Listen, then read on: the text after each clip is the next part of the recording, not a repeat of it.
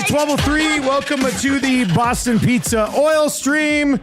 Boston Pizza, home for all NHL playoff action. Check out their playoff menu. May the hockey gods be with you. Oh, you're drinking out of your Boston Pizza cup. It's my favorite mug, like coffee mug. Thank you to Tony at BP 170. It's got a nice wider ledge at the top, eh? Yeah, and it's a Canadian company. I love it. It's called Chili Moose. Oh, that's a funny name for a Canadian company. It's very Canadiana, and it's wonderful. Tony also gave you one. Yeah, I have it. It's on my desk. Yeah. I just haven't I haven't opened it up yet. I haven't used it yet, but I will at some point. Don't let Tony down, okay? No, Tony, relax, Tony. Hey, Tony. I'll look after it. Don't worry, man. Anthony. We got lots to get to. Yes, sir. Why were you up at 3:30 in the morning? I wasn't. You texted me at 3:34. That was AI. No, that wasn't AI. So you had not gone to bed yet? Nope. Are you tired right now? I'm okay. I'm excited for the weekend. Yeah, so where were you at, Kelly? Where were you last night? What'd you get I up did to? pop into Kelly's. Of course you popped into Kelly's, yeah. Yes, sir. Just catching up with old friends. Yeah. Just catching up with old friends. Yeah. You were texting me around 11:30. I was still up. I hadn't gone to bed yet. And then I go to bed and I roll over and I see a text from Tommy and I look at it and I see Bill Scott's interviewed twice in Nashville. I was like, why are you texting me that? Like, I love that. I love to know. Okay, so that's why. So all that stuff you texted me last night, you just text me so you don't forget it. Yes. I've gone through and picked out some of the stuff I want to talk about. We have to be very careful. Yeah. We'll be, well, I mean, it's all a bigger general conversation, I think. But yeah. Anyway, you can text us anytime, 780-218-9999, 780-218-9999. If you watch over on YouTube today, hammer the thumbs up for us. We've obviously got lots that we can dive into as we work our way through the show today. Oh, yes. Connor McDavid, Hart Trophy. I guess people don't hate him as much as they hate Evan Bouchard. Hey, Tommy? I guess. What a non-snub. Honestly, probably going to win it, right? I could see Kucherov winning it. I don't think McKinnon's going to win it. Connor McDavid is the best player in the NHL. Yep. Straight up. But it's not the best player award. It's the most valuable of the year. To his team, yeah. But, I mean, I think you can also make a case that every single year, Connor McDavid is the most valuable to his team, too. Yeah. The language for the Hart Trophy is weird. It should be who's the best player in the league, essentially. And that's what the Ted Lindsay is. That's the most outstanding, which is another way of saying it. Yeah, exactly. Yeah, no surprise. I think McDavid should. Honestly, McDavid is in the window now where, like Lemieux, like Gretzky, during that time frame, should be in the conversation because what they do or what they did and what he's doing every year is amazing. And McKinnon and Kucherov also doing amazing things. But I think, I'm sorry, in my opinion, McDavid is slightly better than both those guys. So we'll see how that sorts itself out. I mean, I think it was 4 deep this year. I think he very much should probably hit like Celebrini. He was outstanding. As far as most valuable goes to his team. Yes. I think if you were actually going to go most valuable to his team and not worry about if they don't get in the playoffs, they're not valuable. Right. If you were actually going to go most valuable to his team, I think it's actually Celebrini. If it's just straight up most valuable to your club. Because that dude is everything to the San Jose Sharks. Yes. Like, that's fair. Everything.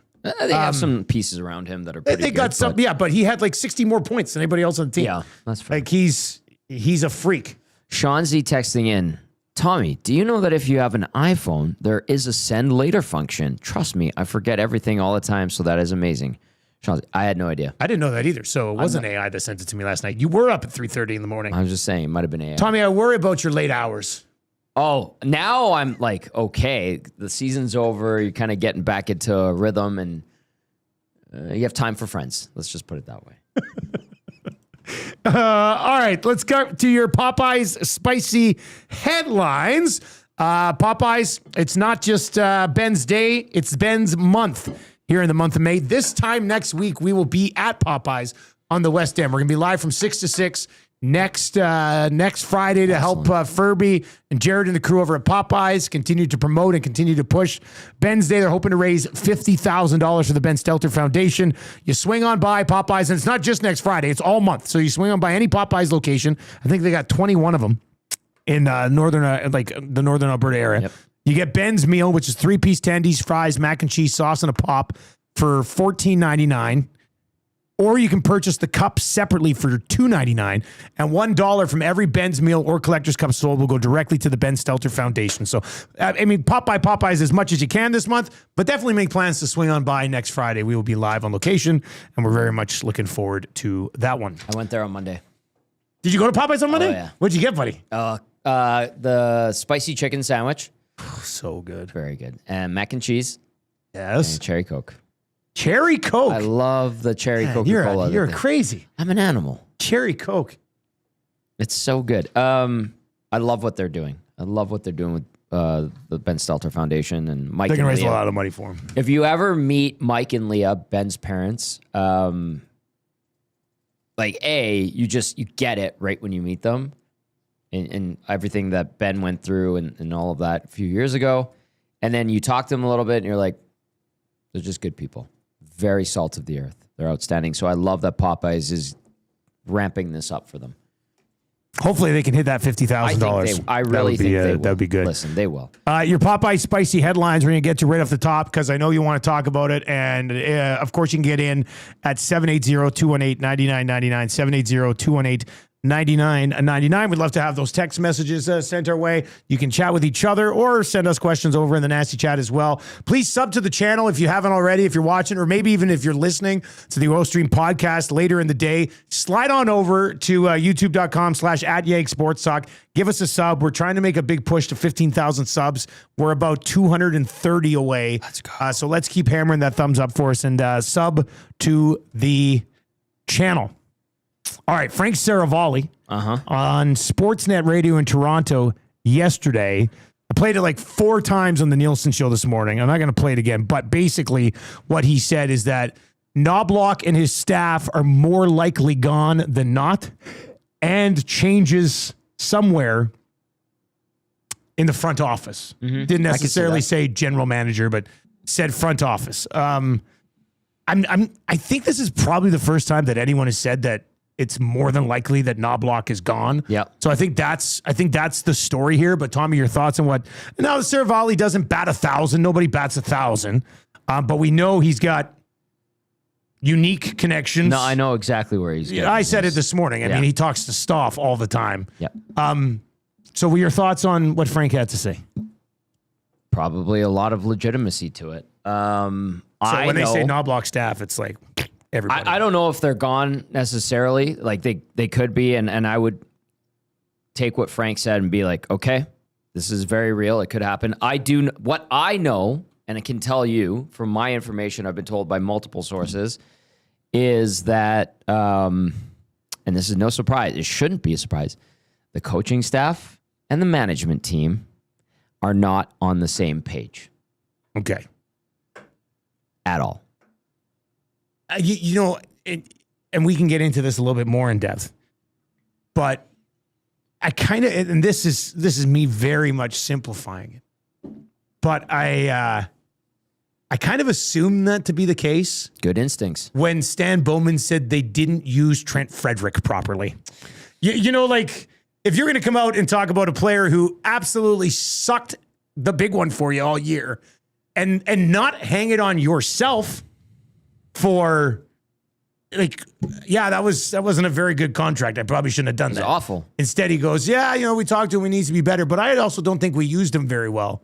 I mean, that is a straight up slap in the face to your coach. So like at that moment, I was pretty sure that they probably weren't on the same page.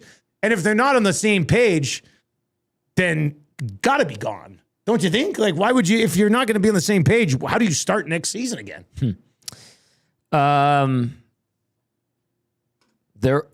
you know how people complain about Knoblauch and not enough fire and passion. Yeah. And yes, people would question his coaching decisions, and we did too on the pre and post game show, on these shows as well during our daily shows. I called him a silent assassin. You know, when he benched Frederick in the last couple games. Yeah. Had that horrible turnover in Game 4 that led to the controversial winning goal in overtime. I think there were moments this season where Kris Knoblauch, to spite the management team, adjusted his lineup just to send an FU to them. Really? Yeah. I think so. Well, then he's done, right? Like if I would think that's probably if management, and I would hope they're smart enough to be aware of what he was doing, then that's probably got to be the end of it. I would think you can't have people spite starting lineups because you don't agree with what the team that management has given you. Yeah. That's not great. My understanding is the end of season exit meetings weren't cordial. Very one way. A little spicy, like our headlines here. Like at Popeyes. our headlines. Very one way. In Kris Knoblauch sat there and took it. I think the whole coaching staff did. Paul Coffey? No. Are you kidding me? See, but this to me is like that's part of the issue. So Paul Coffey's on the bench. And then at the end of the year, the coaching staff sits down and gets yelled at by management, and Coffey's just gone. And it's like none of that makes sense. How do you think that that's functional? You tell me. I'm asking. You tell me. I mean, if you're going to have success as a coaching group, I think you got to have everybody on the same page, even on the coaching group side of things, right? Doesn't sound like that's not happening right now. That's not ideal. Yeah. So you think? I think there's going to be change coming. I think Frank is probably right. Whether or not on the Knoblauch staff stuff, he's gone. Yeah. Like Frank's getting good information. Whether I like it or not doesn't matter. Whether I like the process in which this is unfolded doesn't matter. But I go back to when we had that on location at BP oil stream after the announcement that Paul was coming back. And I said, I'm worried about the decision-making process. It's all come to light. Let's get to a couple of your text messages, and then we'll continue to dive into the Seravalli comments based on the management part of the conversation, the front office part of the conversation. This text comes in from Poop Stains. Hello. And says, I thought the same Tommy. He was exposing what they have also, or what they gave him. Also, is Stan having trouble firing Knoblauch because of Jeff Jackson? No.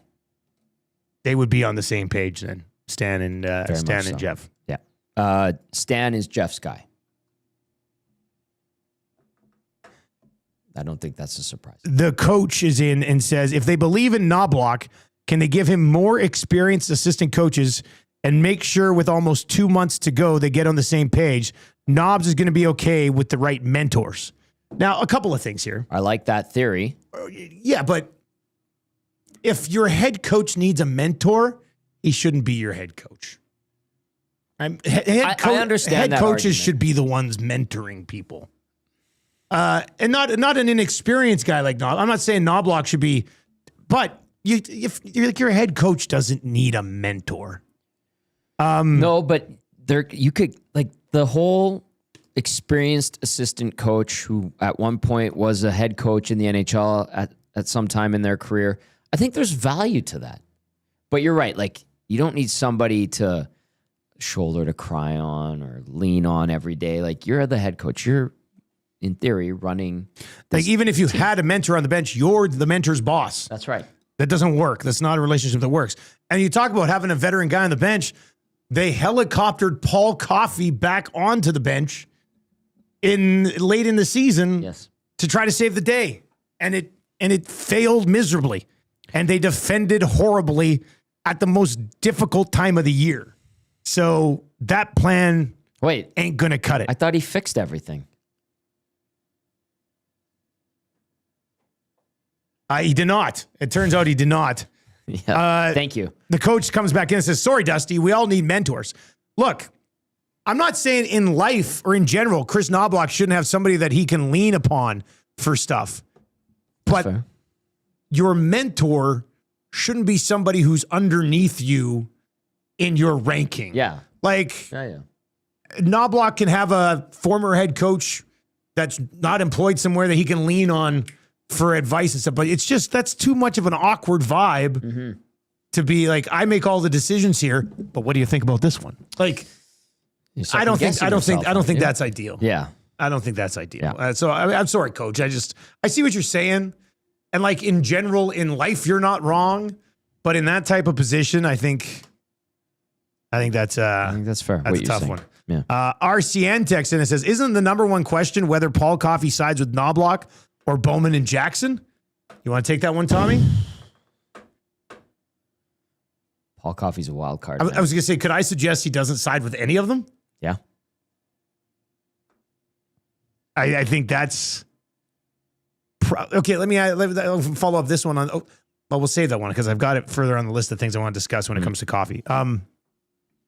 When Frank says some changes in the front office, could this be Bowman and Knoblauch, or Bowman and Jackson, rather, continuing to weed out guys who were here before them and just bringing in some newer pieces to help them in the front office? Like, or is it, like, I think people hear Frank say front office and you go, oh, Bowman's gone. Jackson's gone. They're both gone. Mm-hmm. But there's a lot of different elements to the front office, right? So there is. There was a time where, quote unquote, Kenny's guys were pushed out. There aren't many Kenny's guys left, if any, I don't think. There's a lot of new blood in the front office. Yeah. So yes, to your question. Yeah, that could happen. I'm wondering if that's what it is, as opposed to blowing the entire thing up. We were asking a question today on the Nielsen show. Tommy, I'll ask you and everybody, if you're watching right now, sub to the channel. Let's push this thing over 14.8 here as quickly as we can. If you're listening, gotta have your comments today. 780-218-9999. That gets you into the inbox.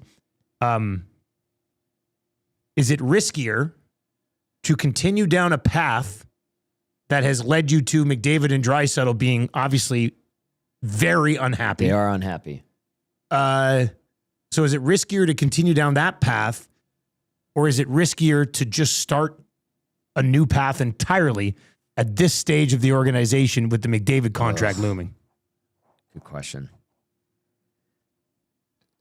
If you keep going down this path, you're basically telling these guys you can leave. You're giving them you're showing them the door. Would you say 97 and 29 are more unhappy than they came across in the media last weekend? Yes. Okay. So keep that in mind, everybody. Okay. They are angrier than it came across that they were. From my understanding, they're not happy. Okay. So is it riskier to just keep going down that path, or blowing it all up, starting with a new path, and then somehow trying to convince Connor that, hey, no, this is the path, even though they said 2 years ago that this was the path? That's a good question. What they're doing right now is not good. Blowing it up is not good. I don't know, man. If Connor and Leon are actually pissed, then the other path might be the better path, and you just take your chances with it. Like if you know what is underneath box one, and it's a steaming pile of garbage, like it was this year for management, or box two over here could also be a steaming pile of garbage, but could be a couple really good decisions. Sure. That keep McDavid around long term. Do you want what you know is over here, not good, or what's here, which could be good, but also might just not be good too? In theory, that second box. In theory, you would take that other box, right? Keep in mind, listen, they're going to be a better team next year. I think that needs to be outlined. Like just with rest. Yes. Just, yeah. They're still a good team. Are there deficiencies? 100%. Do they need to improve in some areas? 100%. But I just think through rest, recovery, health, mental rejuvenation, they're going to be a better team. So I know we're painting it as gloom and doom because it's not good, but I do think they're going to be okay. But once again, it's not like Edmonton sports talk in general is painting this as doom and gloom. Leon Draisaitl came out and said that they've taken big steps backwards. And then Connor said, I agree with Leon. So it's not like those guys came out and are saying what you're saying about, we'd be better next year. We'll get some rest. I think they're going to be better regardless. Seriously. But it's not like those guys came out and said that, and then all of us are doom and glooming it. That's a good point. Like those guys came out and said it. They said it. So, like to me, that's a very important element that you got to look at as far as how bad is it. Yeah. Well, in the media, we can always say that something looks bad, but when your captain and assistant captain and most two important pieces the franchise had in 20 years are the ones saying it at the end of the season. That's why it's being viewed that way, because that's how they view it. Yes. They are concerned. They're very concerned with the direction. Yeah. I'll pull a Connor. Big Hugh says, sure, they said it, but what do they really know? You know? This text comes in from Geek. Hi. Are McDavid and Draisaitl angry at the players acquired or the deployment of the players? It seems the past 2 years, the coach was okay. May I suggest that McDavid and Draisaitl, and once again, this comes back to their own comments, McLeod, Fogle, Ceci, like, Perry. Am I wrong to suggest that McDavid and Draisaitl are most frustrated with the moves that have been made since their first run to the Cup final? Yes. And those were all made by Jeff Jackson and Stan Bowman. Right?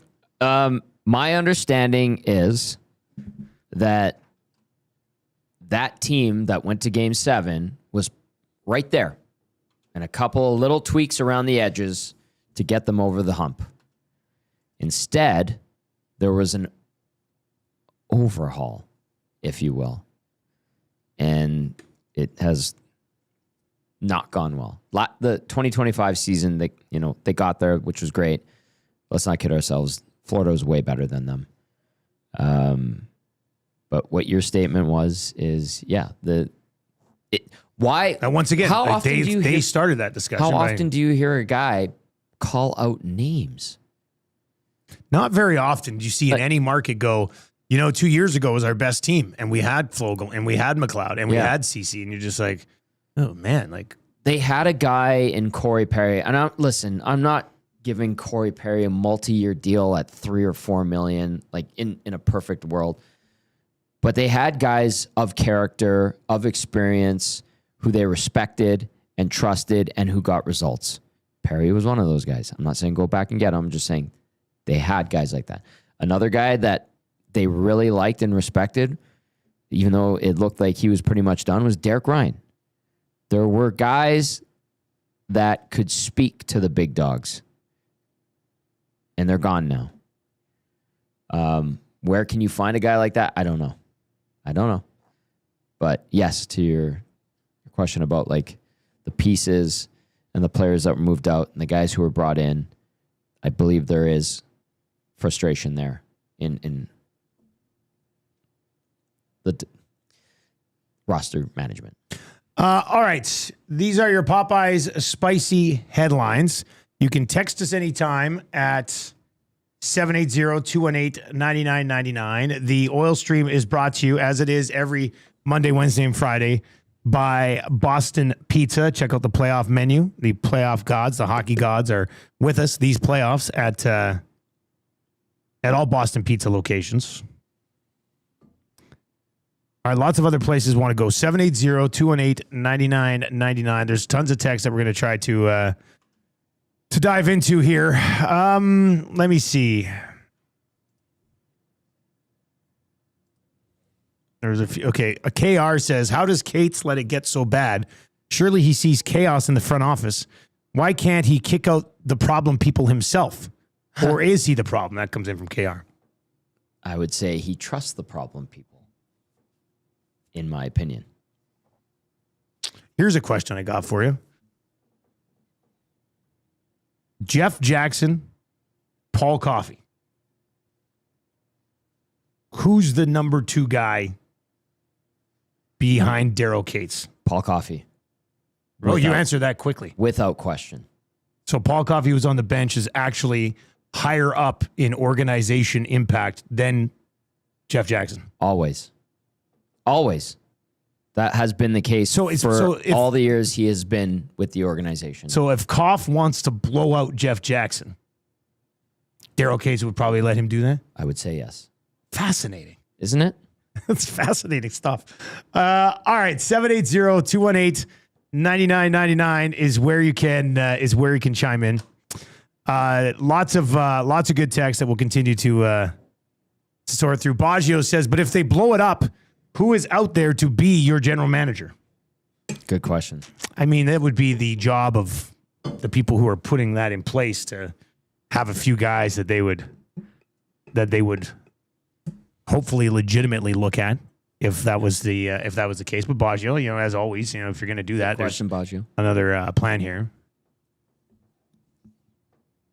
Dudley texts in and says the Edmonton Oilers front office is basically a reality show at this point.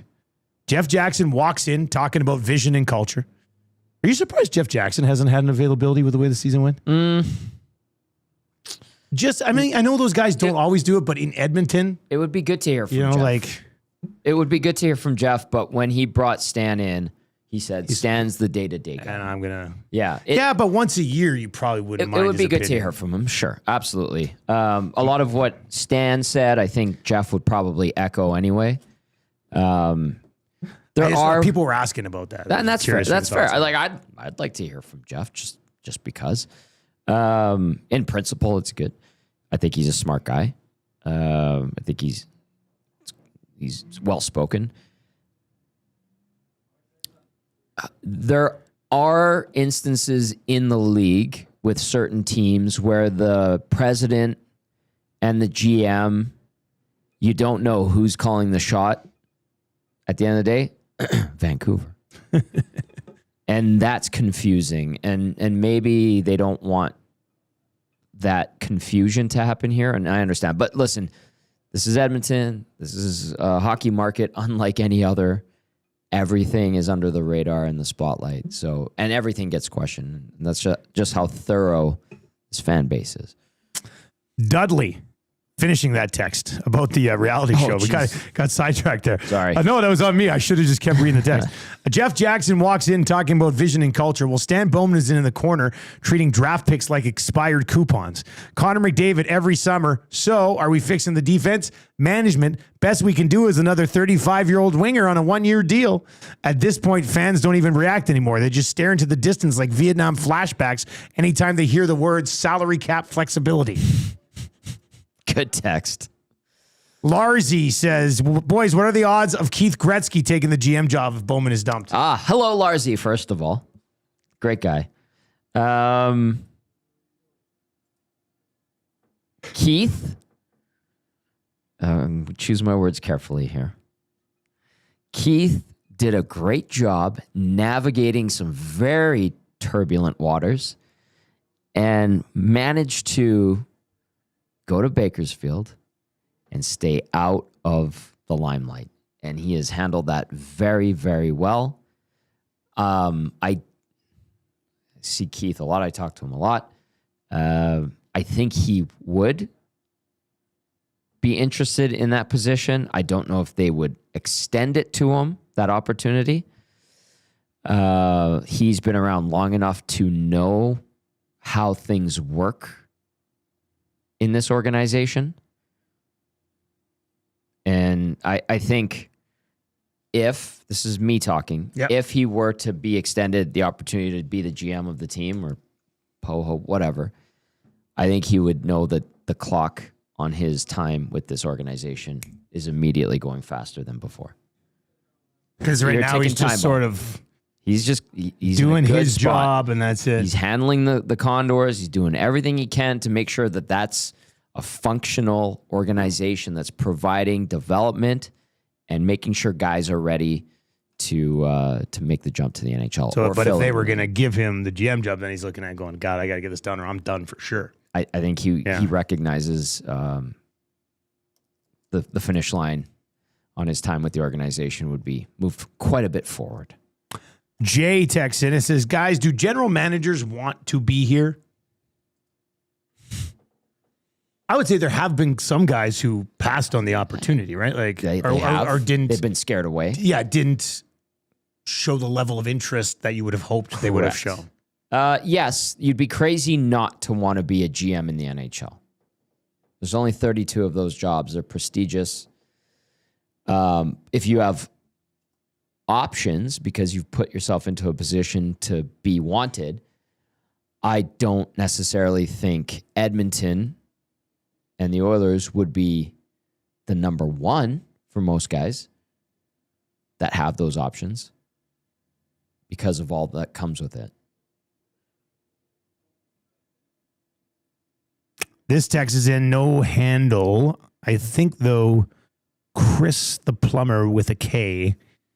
Are the players more frustrated with management than coaching?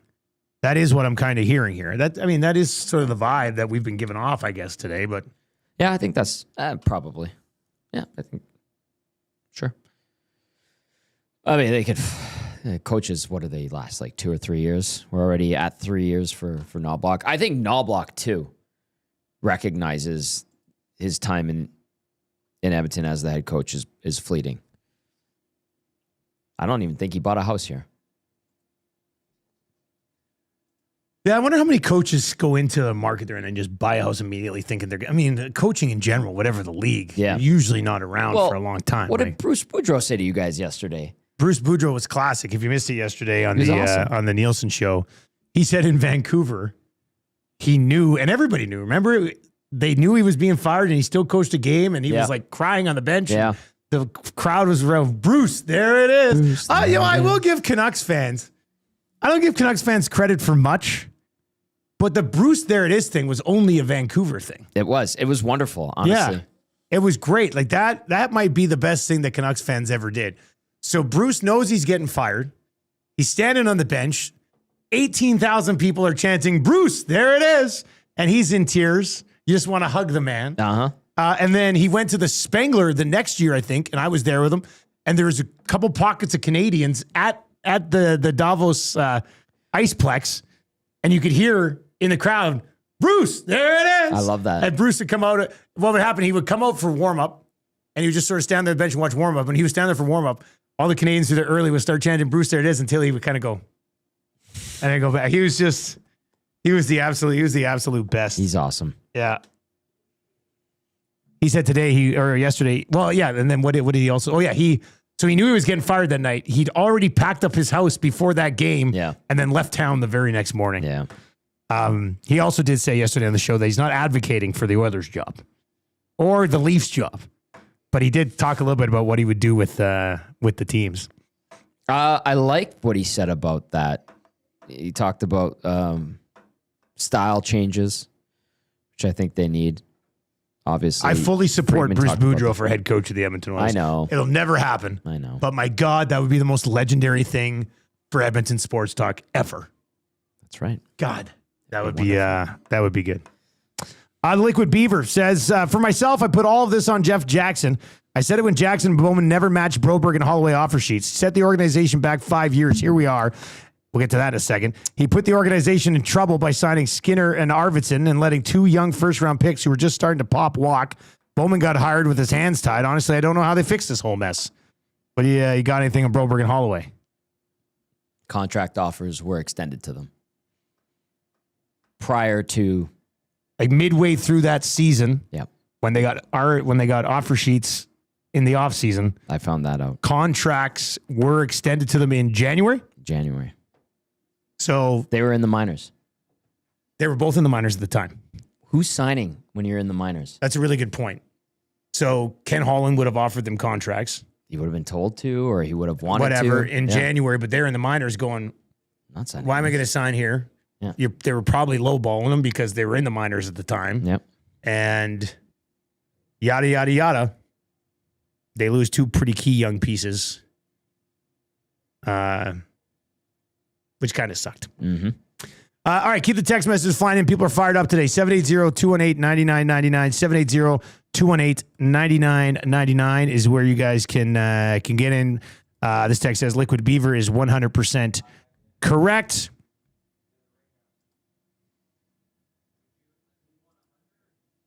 A couple other things we want to get to from a headlines perspective. Dickinson, Murphy, and Ingram, a desire to have all 3 of those guys back, including Connor Ingram. My understanding is all 3, there's a desire to bring all of them back. So the Ingram one's one. Like, I figured they'd want to bring Dickinson back. I really think they should bring Dickinson back. Yeah. A healthy Dickinson and just locked into your third line. That'd be great. No, I had a meeting with somebody today in between shows earlier this morning. And one of the things he said, and I thought we were just kind of talking hockey in general. It wasn't even about the Oilers. But he said, the better team usually has the better third line. He said, a lot of the top lines in a lot of leagues will just sort of saw each other off. Yeah. And if you've got a better third line, if you got a third line that you can play against top lines confidently, it's going to go such a long ways. Absolutely. And to me, Dickinson and Murphy are both, especially when you look at the UFA class, and that you've got to take them on a bit of a test run here. And a healthy Dickinson, I think, would have made a difference in the series against. Do they win the series? I don't know if it's just because of that, but he would have helped. I do think Dickinson and Murphy are extremely important to bring back. We'll see what the numbers are. The Ingram one is interesting because there has been a lot of buzz of the Oilers trading for a prospect from the East. Yeah, I which they could still do. But Ingram and Jari are. Well, you'd be running it back. So we were talking about this today. So if you're a Connor Ingram, Oilers come to you and go, hey, we want you. I think he wants to be here too. Okay, good. Good. Yeah. That helps. Yeah. Okay, so Connor Ingram, let's say Connor Ingram wants to stay, which could help this question that I was going to ask you. It might make it easier. If you're his agent, you're saying, we start more than Jari. Because you're the better. They've admitted, like they have come out and made it clear, you are a better goaltender than Tristan Jarry. Yeah. So your camp is obviously going to start at more than Tristan Jarry.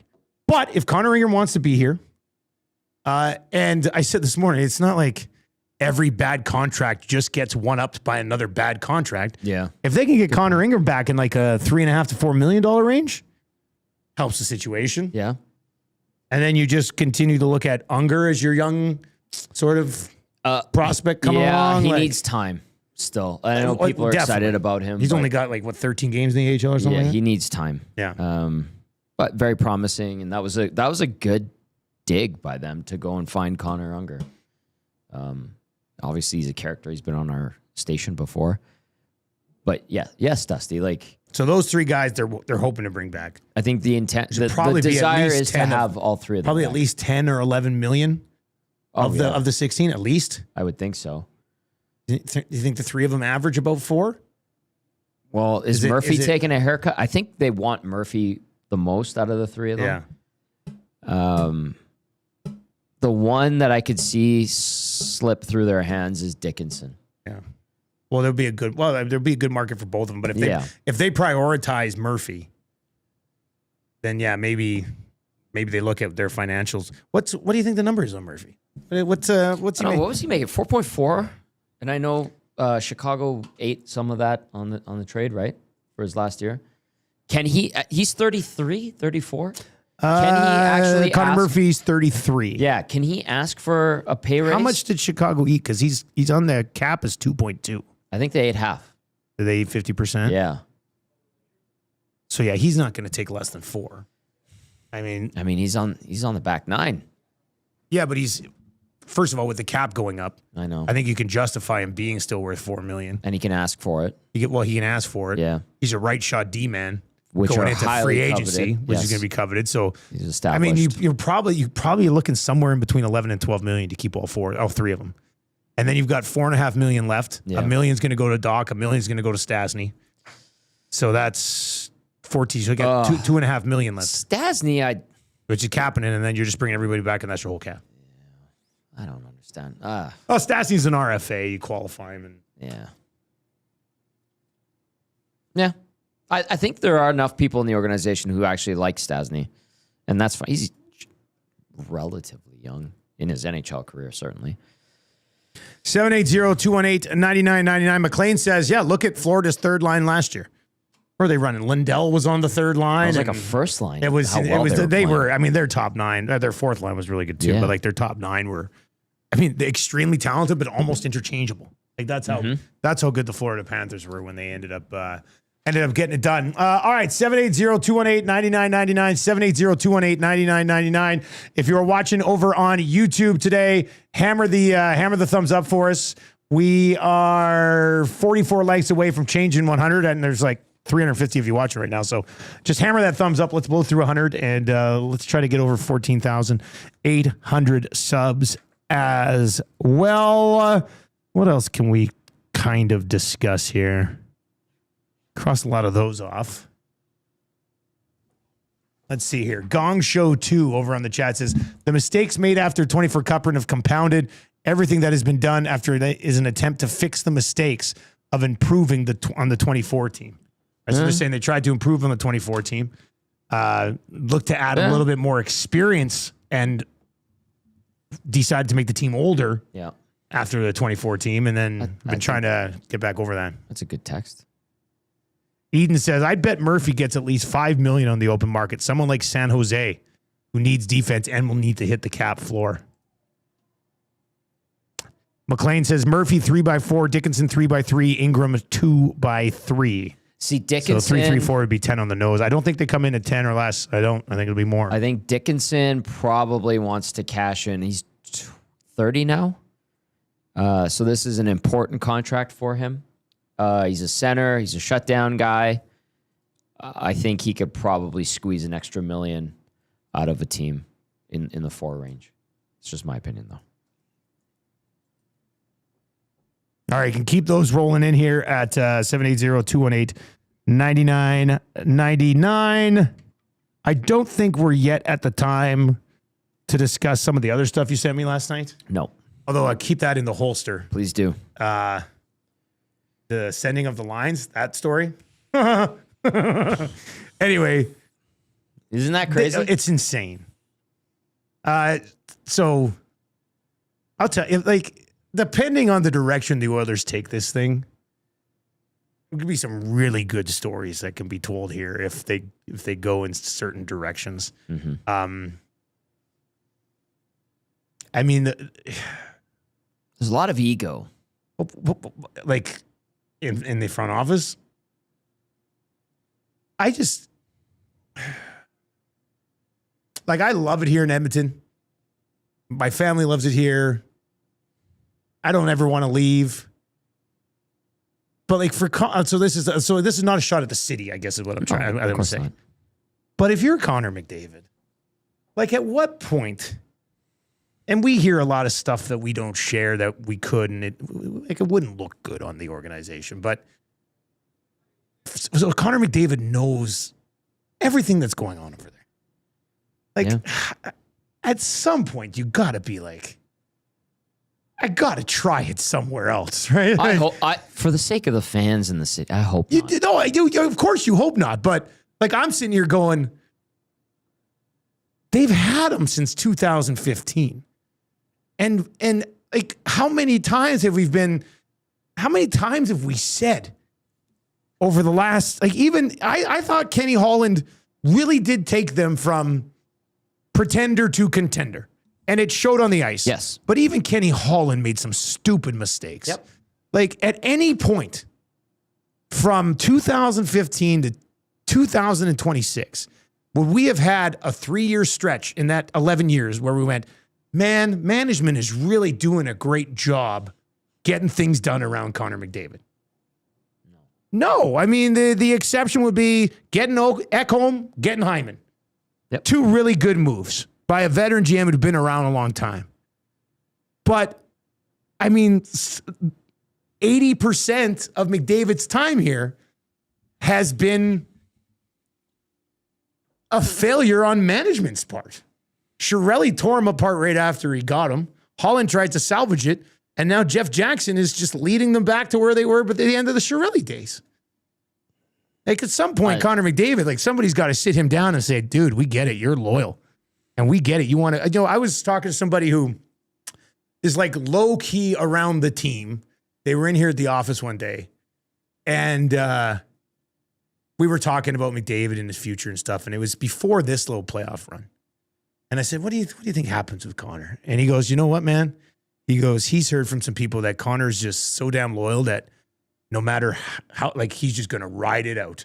Like, he's just going to try. He's just wants to finish the job in Edmonton, which I believe I would just feel so bad for the dude if he continued to do that for the next 10 years and the organization can't play at his level.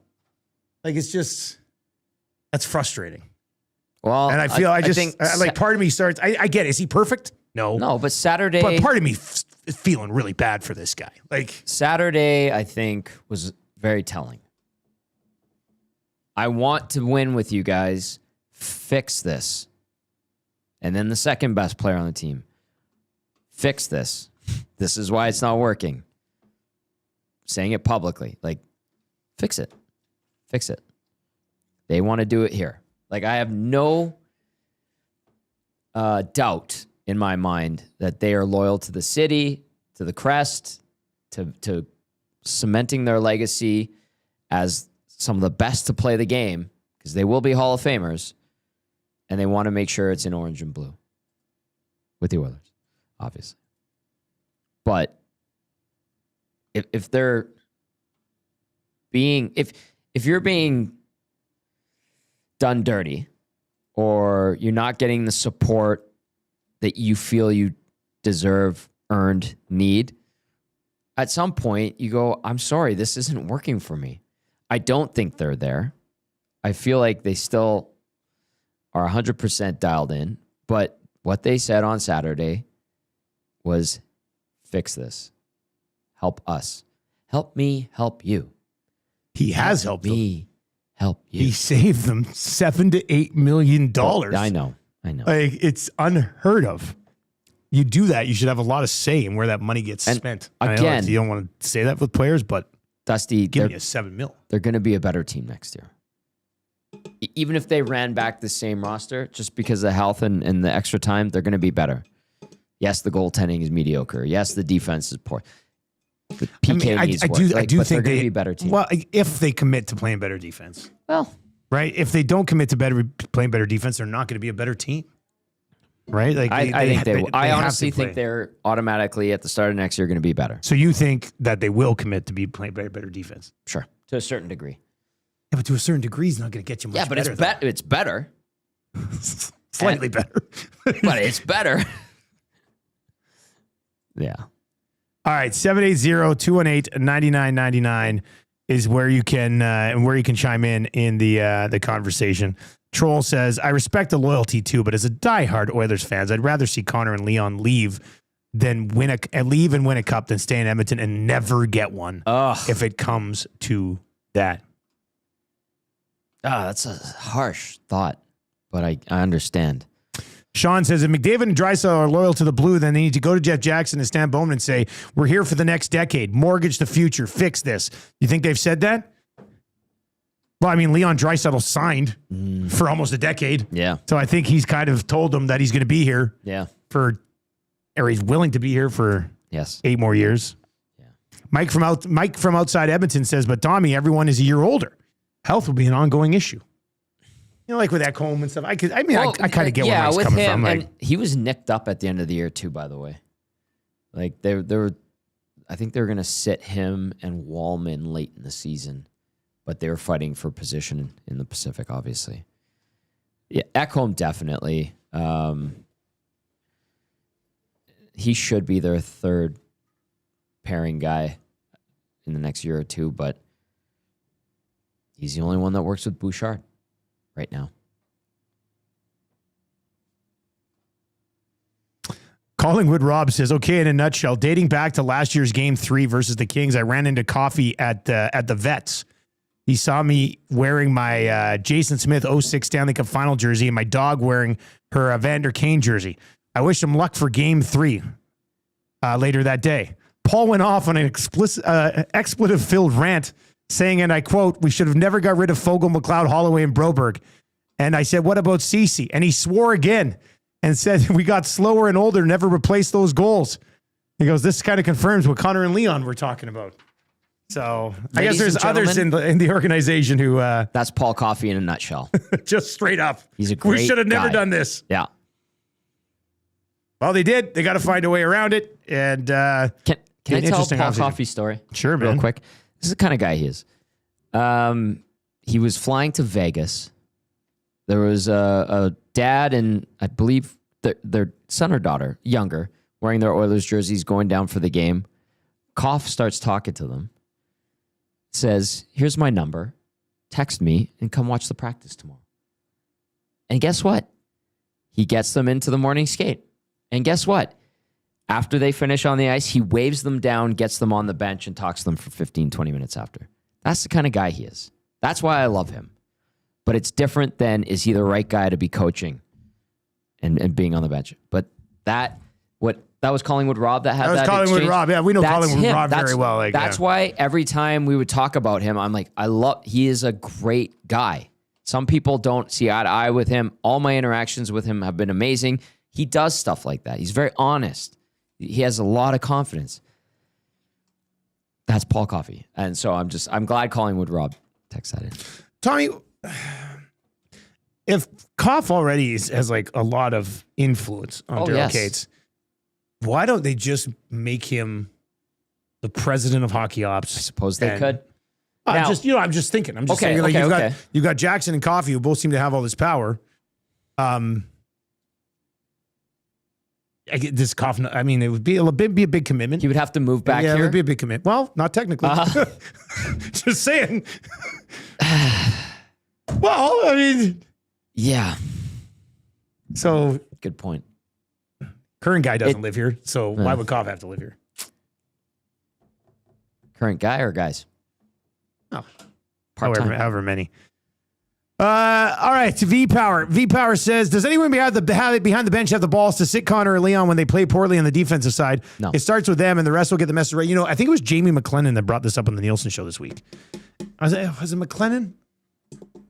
It was one of the guys, one of the insiders.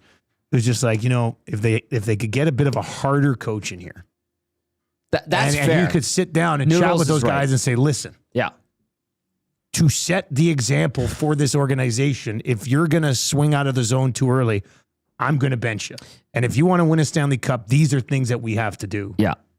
You know, maybe in that situation, somebody have the balls to do it. The current guys, coaches, good coaches, smart hockey men, but very easygoing and maybe don't have that bad cop in them as much. All right. Well, that's a Friday oil stream for you in the early stages of the off season. How about that? If you are watching over on YouTube today, please sub to the channel. If you're listening to the podcast after the fact, hop on over to YouTube, search at Yake Sports Talk, and give us a sub. Give us that thumbs up before we take off. Turn on autoplay as well. We've got EST Afternoons coming up. Zacticum, what's happening on EST Afternoons? Yeah, Matawanek and Joaquin Gage will be live 1 to 3. We'll connect with Jordan Baker from the Edmonton Stingers. They tip off tomorrow. Yeah. Sea Bears at 1:30, and we'll dive into the conversation. McDavid being nominated for the Hart once again. NHL playoffs, all the news and notes from around the world of sports as well. Hernandez Noticia, Zach to the future. It's a busy show on tap. Jam-packed Friday show coming up on EST Afternoons. That'll lead into what will likely be another hilarious Reed Wilkins show from 3 until 6 today. We'll be back on Monday, and next Friday we will be at Popeyes, West End, 170th, to celebrate Ben's Month and raise some money for the Ben Stelter Foundation, which should be a lot of fun. For Tommy Gazzola, I'm Dustin Nielsen. Hang in there. It's going to get better. They're a good team. Take it easy.